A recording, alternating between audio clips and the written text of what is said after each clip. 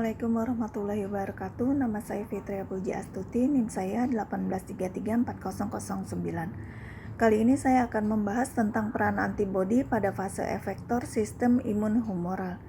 Disebut sistem imun humoral karena antigennya terdapat di bagian plasma atau terlalut. Dilakukan oleh antibodi dan bekerja secara selektif, yaitu hanya bisa mengenali satu antigen saja. Sel reseptor untuk mengenali merupakan suatu antibodi tetapi masih menempel di permukaan pada sel B yang menghasilkan IgM-M. Sel B juga mempunyai MHC kelas 2, maka sel B bisa bertindak sebagai APC yang mempresentasikan antigen kepada sel T. Sel T memberitahu sel B bahwa ada antigen yang masuk, kemudian sel B meminta tolong sel T untuk mengeluarkan sitokin dan interleukin 17 dan diterima sebagai perintah untuk memproduksi antibodi yang lebih banyak.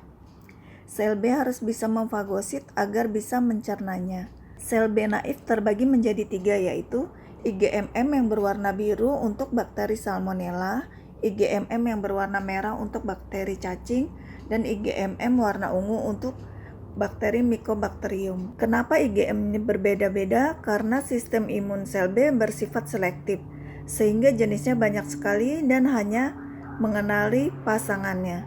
Kecocokan antigen dan antibodinya baru mengalami aktivasi setelah sel B akan berubah menjadi plasma atau sel efektor. Mengapa jenis sel B berbeda-beda? Karena sistem imun sel B bersifat selektif, sehingga jenisnya banyak sekali dan hanya bisa mengenali pasangannya atau kecocokan antara antigen dan antibodinya.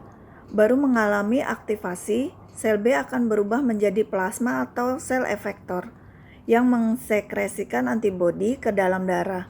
Kemudian sel plasma akan mati semuanya kecuali sel memori. Bila ada infeksi lagi, maka sel memori akan langsung berubah menjadi sel plasma dan kemudian mensekresikan antibodi ke dalam darah, jauh lebih besar dari infeksi pertama. Sel B langsung bisa mengenali antigen yang datang, sedangkan sel T harus melalui APC-nya. Proliferasi menjadi diferensiasi baru menghasilkan IgM.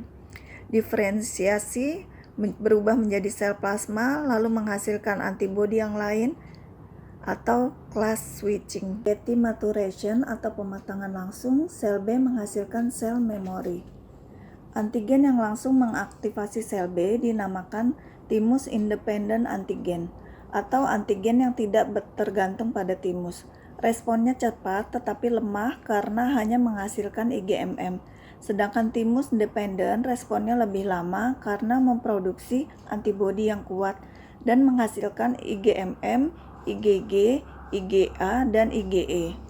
Aktivasi sel B bila ada struktur polisakarida setelah dikenali sel B maka akan terjadi proliferasi, kemudian menjadi diferensiasi dan menghasilkan IgM-M.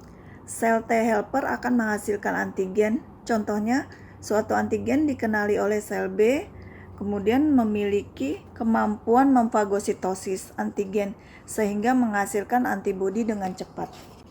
Sel B memiliki efek menghilangkan antigen karena antibodi yang dihasilkan melalui 4 proses, yaitu proses netralisasi mikroba dan toksin untuk mengikat, proses opsonisasi fagositosis dari mikroba yaitu untuk menyelubungi, proses antibody dependent cellular atau ADCC, dan proses aktivasi komplement.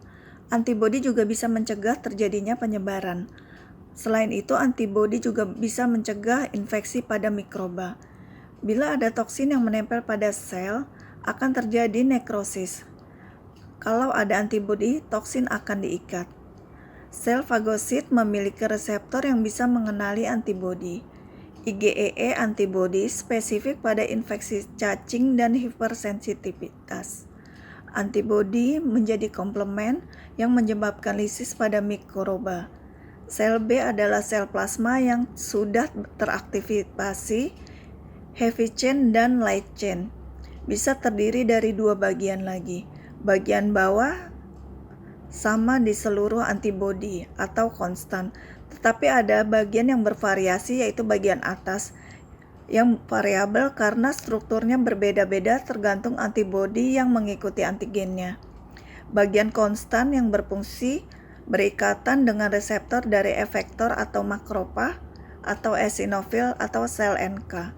Bagian variabel berfungsi untuk mengenali antigen atau mengikat. Antigen atau antigen binding system. Antigen atau antigen binding system IgG bisa ditransfer melalui plasenta atau respon kulit. IgA bisa melalui air susu ibu. Beda opsonisasi dengan ADCC adalah opsonisasi sel efektornya makrofag merupakan suatu sel yang fagosit. ADCC selnya terinfeksi dikenali oleh NK yang mengeluarkan granzim dan perforin. Terima kasih. Wassalamualaikum warahmatullahi wabarakatuh.